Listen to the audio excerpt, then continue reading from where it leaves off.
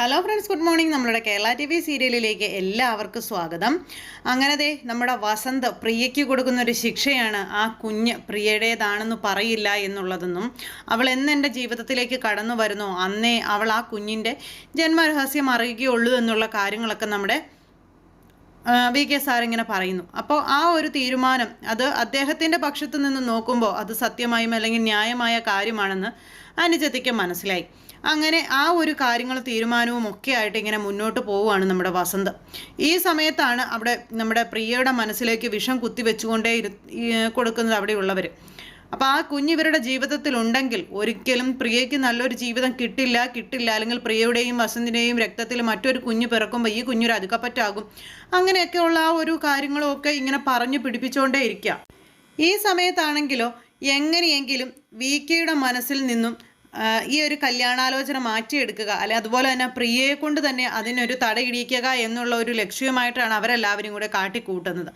ഇതേ സമയത്ത് പ്രിയയാണെന്നുണ്ടെങ്കിൽ അവിടെ എന്ത് തീരുമാനം എടുക്കണമെന്ന് ആലോചിച്ച് അല്ലെങ്കിൽ വിഷമിച്ചിരിക്കുന്ന സമയത്ത് പ്രിയയുടെ തീരുമാനം അറിഞ്ഞുകൊണ്ട് നമ്മുടെ നന്ദ അങ്ങോട്ടേക്ക് ചെന്നു. ആദ്യം ലക്ഷ്മിയുടെ അടുത്തേക്ക് ചെന്നു. ലക്ഷ്മി അമ്മയോട് ചോദിച്ചു, പ്രിയേച്ചി ഇന്ന പോലെയൊക്കെ പറഞ്ഞെന്നുള്ളത് സത്യം തന്നെയാണെന്ന്. അപ്പോൾ അതെന്നുള്ള കാര്യം പറഞ്ഞു. അത് കേട്ട് കഴിഞ്ഞപ്പോൾ നന്ദയ്ക്ക് ഭയങ്കരമായിട്ട് സങ്കടവും ദേഷ്യവും ഒക്കെ വന്നു. വേഗം തന്നെ നമ്മുടെ നന്ദ നേരെ പ്രിയയുടെ അടുത്തേക്ക് ചെല്ലുക. പ്രിയയുടെ അടുത്തേക്ക് ചെന്നിട്ട് പ്രിയേച്ചിയെ കണ്ടു. അപ്പോൾ പ്രിയ മൊത്തത്തിൽ സങ്കടപ്പെട്ടിരിക്കുന്ന ഒരു സാഹചര്യമാണ്. അപ്പോൾ ഈ നന്ദ പോകുന്നത് കണ്ടുകൊണ്ട് ലക്ഷ്മിയും പിന്നാലെ ചെന്നു. അപ്പോൾ അങ്ങനെ ചെന്നപ്പോൾ ഈ ഒരു സെറ്റപ്പും കാര്യങ്ങളൊക്കെ കണ്ടല്ലോ, ഇവർ തമ്മിൽ നിന്ന് സംസാരിക്കുന്നതും ഒക്കെ കാണുകയാണ്. അപ്പോൾ പ്രിയേച്ചി എന്താണ് ഇങ്ങനെയൊക്കെ ചിന്തിക്കുന്നത്, പ്രിയേച്ചി എന്താണ് ഇങ്ങനെയൊക്കെ തീരുമാനങ്ങൾ എടുക്കുന്നത്, പ്രിയേച്ചി ഇങ്ങനെയൊന്നും ആയിരുന്നില്ലല്ലോ തുടങ്ങിയ രീതിയിലൊക്കെ നന്ദ ചോദിക്കുകയാണ്. ഒരിക്കലും പ്രിയേച്ചിയുടെയും അതുപോലെ വസന്ത് സാറിൻ്റെയും ജീവിതത്തിലേക്ക് ചിഞ്ചുമോൾ ഒരു പ്രശ്നമായിട്ട് വരില്ലെന്നും നിങ്ങളുടെ ജീവിതത്തിൽ നിങ്ങൾക്ക് മറ്റൊരു കുഞ്ഞുണ്ടായി കഴിഞ്ഞിട്ടുണ്ടെങ്കിൽ ഒരിക്കലും ആ കുഞ്ഞ് നിങ്ങൾക്കൊരു തടസ്സമായി വരികയുമില്ലെന്നുള്ള കാര്യം നന്ദ പറയുക. അതൊക്കെ കേൾക്കുമ്പോൾ നെഞ്ചു പൊട്ടുന്ന വേദനയോടെ നമ്മുടെ പ്രിയ കേട്ടോണ്ട് നിൽക്കുന്നു. പ്രിയേച്ചിക്ക് എങ്ങനെയാ ഇങ്ങനെയൊക്കെ ചിന്തിക്കാൻ തോന്നിയത്, പ്രിയേച്ചിക്ക് ഇങ്ങനെയൊക്കെ ചിന്തിക്കാൻ കഴിയുന്നത്, പ്രിയേച്ചി ഒരു അമ്മയല്ലേ എന്നൊക്കെ ചോദിച്ചു. അത് കേട്ടപ്പോഴത്തേക്കും പ്രിയയുടെ പിടി വിട്ടുപോയി. കാരണം അമ്മയല്ലേ എന്ന് ചോദിച്ചപ്പോൾ പ്രിയേച്ചിയുടെ കുഞ്ഞായിരുന്നു ചിഞ്ചുമോളെങ്കിൽ പ്രിയേച്ചി ഒന്ന് ചിന്തിച്ചു നോക്കിക്കേ. ആരോരുമില്ലാത്ത ആ കുഞ്ഞ് നിങ്ങളുടെ ഇടയിൽ നിങ്ങളെ അച്ഛനും അമ്മയുമായി കണ്ട് ജീവിക്കുമ്പോൾ ആ കുഞ്ഞ് എത്രമാത്രം സന്തോഷിക്കും. പ്രിയേച്ചി എന്താ ചിന്തിക്കാത്ത, ആ നിഷ്കളങ്കമായ മനസ്സിനെക്കുറിച്ച്, ആ കുഞ്ഞിനെക്കുറിച്ച് പ്രിയേച്ചി ഒരു നിമിഷം പോലും എന്തുകൊണ്ടാണ് ചിന്തിക്കാത്തേ തുടങ്ങിയ കാര്യങ്ങളൊക്കെ ചോദിച്ചു. ഇതിനൊന്നും മറുപടിയില്ല നമ്മുടെ പ്രിയയ്ക്ക്. പ്രിയ ഇങ്ങനെ ആകെ ഇതായിട്ട് നിൽക്കുക. അപ്പോൾ പ്രിയയോട് നമ്മുടെ നന്ദ പറഞ്ഞു, പ്രിയേച്ചി ഇപ്പോൾ എടുത്തിരിക്കുന്ന ഒരു തീരുമാനം അത് ഒത്തിരി കൊള്ളില്ലാത്തൊരു തീരുമാനമാണ്, അല്ലെങ്കിൽ ഒരുപാട് വേദന ഉണ്ടാക്കുന്ന ഒരു തീരുമാനമാണ്. ഞാൻ ഒരിക്കലും അതിന് കൂട്ടു നിൽക്കില്ല. നിങ്ങൾ ഒരുമിച്ച് ജീവിച്ചാൽ ചിഞ്ചുമോൾ നിങ്ങളുടെ കൂടെ ഉണ്ടാകും. ആ കുഞ്ഞുണ്ടെങ്കിൽ നിങ്ങളുടെ ജീവിതം സ്വർഗമാവത്തേ ഉള്ളൂ എന്ന് അതും പറഞ്ഞ് നന്ദ അവിടെ നിന്ന് അങ്ങ് പോയി. നന്ദ അതും പറഞ്ഞു പോയി കഴിഞ്ഞപ്പോഴത്തേക്കും നമ്മുടെ പ്രിയ അവിടെ നിന്ന് വിങ്ങി പൊട്ടി കരയുക. അങ്ങനെ കരയുന്ന പ്രിയയോട്, മോളെ നീ വിഷമിക്കരുത്, നീ അങ്ങനെ വിഷമിക്കേണ്ടതായ ഒരു കാര്യമില്ല. കാരണം നീ കൂടെ ചെല്ലുന്നതിനേക്കാളും ചിഞ്ചുമോൾക്ക് പ്രാധാന്യം കൊടുക്കുന്നത്, അല്ലെങ്കിൽ ചിഞ്ചുമോൾ നിങ്ങളുടെ കൂടെ ഉണ്ടെങ്കിൽ മാത്രമേ നീയുമായിട്ടൊരു ജീവിതം മുന്നോട്ട് നയിക്കുകയുള്ളൂ എന്ന് പറയുന്ന വസന്തിൻ്റെ ഭാഗത്താണ് തെറ്റ്. വസന്തിൻ്റെ തീരുമാനങ്ങളാണ് മോളെ തെറ്റ്. നിന്നെ ഒരിക്കലും ഒരു തെറ്റും പറയാൻ പറ്റില്ല. നിന്റെ തീരുമാനങ്ങളാണ് ശരി.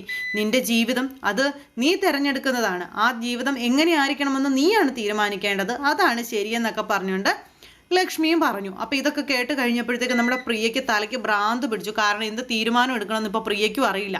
ഇത് എടുക്കുന്നത് ശരിയാണോ, പറഞ്ഞത് തെറ്റാണോ തുടങ്ങിയ രീതിയിലുള്ള ചിന്തകളുമായിട്ട് നമ്മുടെ പ്രിയ അവിടെ ഇരുന്ന് ഇങ്ങനെ കരഞ്ഞ് പ്രിയ പകുതിയായി. എന്തായാലും പ്രിയ കരച്ചിലും ബഹളവും ഒക്കെ ആയിട്ട് അവിടെ അങ്ങനെ ഇരിക്കുന്നു. ഇതേ സമയത്ത് നമ്മുടെ നന്ദയും ഗൗതവും കൂടി ബെഡ്റൂമിൽ ഈ കാര്യങ്ങളെപ്പറ്റി സംസാരിച്ചുകൊണ്ടിരിക്കുകയായിരുന്നു. ഇങ്ങനെയൊക്കെ പറഞ്ഞു, ഞാൻ ഇപ്പോൾ പ്രിയേച്ചിയുടെ അടുത്ത് പോയിട്ടാണ് വരുന്നതെന്നൊക്കെ. അന്നേരം നമ്മുടെ ലക്ഷ്മി അങ്ങോട്ടേക്ക് വന്നു. ലക്ഷ്മി വന്നപ്പോൾ ഇവർ സംസാരിച്ചുകൊണ്ട് നിൽക്കുകയല്ലേ. അപ്പോൾ നിങ്ങൾ ചിഞ്ചുമോളെ പറ്റിയും അതുപോലെ പ്രിയയെ പറ്റിയൊക്കെയാണോ സംസാരിക്കുന്നതെന്ന് ചോദിച്ചപ്പോൾ അതെ. എന്നാലും അമ്മേ, ഇത്രയും വലിയൊരു ചതി ആ പാപത്തിനോട് ചെയ്യുമെന്ന് ഞാൻ ഒരിക്കലും പ്രതീക്ഷിച്ചില്ല എന്നൊക്കെ പറഞ്ഞപ്പോൾ, മോളെ അതൊരിക്കലും ഒരു ചതിയല്ല. കാരണം ചിഞ്ചുമോൾ അവരുടെ ജീവിതത്തിൽ അവർക്കൊരു ബാധ്യതയാകും. അത് അറിയാവുന്നത് കൊണ്ടാണ് അമ്മ പറഞ്ഞത്. വെറുതെ ആ കുഞ്ഞിൻ്റെ ശാപം മേടിച്ച് കെട്ടേണ്ട എന്നുള്ളത് കൊണ്ടാണ് ഞാൻ പറഞ്ഞതെന്നൊക്കെ പറഞ്ഞുകൊണ്ട് ഇതേ നമ്മുടെ ലക്ഷ്മി ഇങ്ങനെ പറഞ്ഞു. ചിഞ്ചുമോളെ ഒരിക്കലും അവർക്ക് അവരുടെ സ്വന്തം മോളായി കണ്ട് സ്നേഹിക്കാൻ കഴിയില്ല. ഇപ്പോൾ ഒരു പക്ഷേ അവർ കൊണ്ട് നടക്കുമായിരിക്കും. പക്ഷേ അവരുടെ ജീവിതത്തിലേക്ക് അവരുടെ രക്തത്തിൽ പിറന്ന ഒരു കുഞ്ഞ് വന്നു കഴിയുമ്പോൾ ചിഞ്ചുമോൾ അവർക്കൊരു ബാധ്യതയാകും. ആ കുഞ്ഞിനോടുള്ള സ്നേഹം, കരുതൽ, അല്ലെങ്കിൽ ആ കുഞ്ഞിനോടുള്ള എല്ലാ ഇതും മാറും. എന്തിനാ ആ കുഞ്ഞിനെ വെറുതെ ആ ഒരു ഇതിലേക്ക് വലിച്ചഴയ്ക്കുന്നത്? അതുകൊണ്ടാണ് അമ്മ പറഞ്ഞത്, അതിന് മറ്റൊരു ജീവിതം, നല്ലൊരു ജീവിതം അതിന് കിട്ടും തുടങ്ങിയ കാര്യങ്ങളൊക്കെ ഇങ്ങനെ പറഞ്ഞു. അപ്പോൾ അതൊക്കെ കേട്ട് കഴിഞ്ഞപ്പോഴത്തേക്കും ഭയങ്കരമായിട്ട് ഇങ്ങനെ നമ്മുടെ നന്ദയ്ക്ക് ദേഷ്യം വന്നു. എങ്ങനെയാമേ, ഒരിക്കലും അത് സംഭവിക്കില്ല എന്ന് പറഞ്ഞു. അമ്മ പറഞ്ഞതാണ് മോളെ സത്യമെന്നും പറഞ്ഞ് ലക്ഷ്മി അവിടെ നിന്ന് അങ്ങ് പോവുക. ലക്ഷ്മി അങ്ങ് പോയി കഴിഞ്ഞപ്പോഴത്തേക്കും നമ്മുടെ നന്ദ പറഞ്ഞു, ഇതൊക്കെ കേട്ടിട്ട് ഗൗതം സാർ എന്തൊന്നും പറയാത്ത, സാറിനൊന്നും പറയാൻ തോന്നുന്നില്ലേ? ഒരിക്കലും അങ്ങനെയൊന്നും സംഭവിക്കില്ല. പ്രിയേച്ചിയുടെയും അതുപോലെ നമ്മുടെ VK സാറിൻ്റെയും ജീവിതത്തിലേക്ക് അവരുടെ രക്തത്തിൽ പിറന്ന ഒരു കുഞ്ഞു വന്നാൽ VK സാറും ചിഞ്ചുമോളും തമ്മിലുള്ള ആത്മബന്ധം തകരുമെന്ന് ഞാൻ ഒരിക്കലും വിശ്വസിക്കുന്നില്ല. അതൊരിക്കലും അങ്ങനെ സംഭവിക്കില്ല സാർ എന്നും പറഞ്ഞുകൊണ്ട് നമ്മുടെ ഗൗതത്തിൻ്റെ മുന്നിൽ നിന്ന് തറപ്പിച്ച് പറയാൻ നന്ദ. അപ്പോൾ അതെങ്ങനെ നിനക്ക് പറയാൻ കഴിയും? അമ്മ പറഞ്ഞതിലും ശരിയുണ്ട്. അങ്ങനെ ഒരു സാഹചര്യം വന്നാൽ ആ കുഞ്ഞിനോട് ചെയ്യുന്ന ഏറ്റവും വലിയ തെറ്റാവില്ലേ അത്? തുടങ്ങിയ കാര്യങ്ങളൊക്കെ ഇങ്ങനെ നമ്മുടെ ഗൗതവും ചോദിച്ചു. അങ്ങനെ നാളെ ഒരു പുതിയ അതിഥി അവരുടെ ജീവിതത്തിലേക്ക് വരുമ്പോൾ വിട്ടുകളയുന്ന ബന്ധമല്ല സാറും ആ കുഞ്ഞും തമ്മിലുള്ളത്.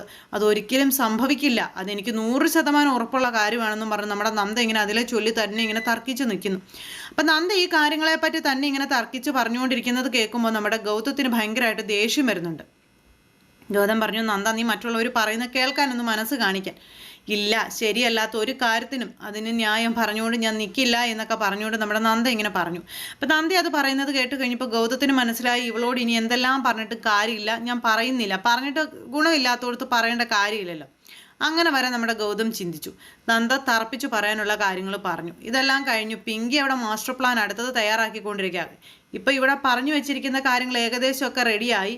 എന്തായാലും അധികം താമസിക്കാതെ ഇതിനൊരു തീരുമാനം അറിയാം. VK ഒരിക്കലും കുഞ്ഞിനെ ഉപേക്ഷിക്കില്ലെന്നുള്ള കാര്യം ഇവർക്കും മനസ്സിലായി. അപ്പോൾ പ്രിയയുടെ മനസ്സിലേക്ക് കുറച്ചുകൂടി ഇങ്ങനെ വിഷം കുത്തിവെച്ച് കൊടുത്തു കഴിഞ്ഞിട്ടുണ്ടെങ്കിൽ തീർച്ചയായിട്ടും പ്രിയ അതിൽ തന്നെ ഉറച്ചു നിൽക്കും. അങ്ങോട്ടോ ഇങ്ങോട്ടോ പ്രിയ വ്യതിചലിക്കത്തില്ല. അപ്പോൾ പിന്നെ അങ്ങനെ വന്നു കഴിയുമ്പോൾ ഇവർ തമ്മിലുള്ള വിവാഹം നടക്കാതെ വരും. ഇപ്പം പിങ്കി എന്ന് പറയുന്ന മാസ്റ്റർ പ്ലാൻ അല്ലെങ്കിൽ ആ ബ്രെയിനിൻ്റെ ആ ഒരു വിശ്വാസത്തിലാണ് ബാക്കിയുള്ള സാധനങ്ങളെല്ലാം കൂടി ഇങ്ങനെ അവിടെ നിൽക്കുന്നത്. ഭയങ്കര ബുദ്ധിയാണല്ലോ പിങ്കിക്ക്. അപ്പോൾ പിങ്കിയുടെ ആ ഒരു ബുദ്ധിയും കാര്യങ്ങളൊക്കെ നടക്കും എന്നുള്ള പ്രതീക്ഷയിലാണ് ഇവരെല്ലാവരും. പിങ്കി എന്നിട്ട് മിനിറ്റിന് അപ്പോൾ ഇവരുടെ സംസാരത്തിൽ കുഞ്ഞും അതുപോലെ നമ്മുടെ VK സാറും പ്രിയയുടെ കൂടെ ജീവിതത്തിൽ വേണം എന്ന് പറയുമ്പോഴേക്കും പിങ്കി ആണെന്നുണ്ടെങ്കിൽ കുഞ്ഞു ബാധ്യതയാകും എന്നും പറഞ്ഞുകൊണ്ട് ഇങ്ങനെ വീണ്ടും ചെന്ന് പ്രിയയുടെ ചെവി കടിച്ചു പറിക്കുന്നു. ഇതേ സമയത്ത് നമ്മുടെ VK ആണെന്നുണ്ടെങ്കിൽ വീണ്ടും മനോദല തെറ്റിയതുപോലെയൊക്കെ ഇരിക്കുക. വേറൊന്നുമല്ല, സുകന്യയുടെ ഭർത്താവ് സുഹാസ് വിളിച്ചതിൻ്റെ ആ ഒരു ടെൻഷനിലാണ്. അവൻ ഏത് നിമിഷവും ഇവിടേക്ക് എത്തും. അവൻ എത്തുന്നതിന് മുൻപ് ചെയ്യേണ്ട പല കാര്യങ്ങളും ഉണ്ട് VKക്ക്, അത് ചെയ്യണം.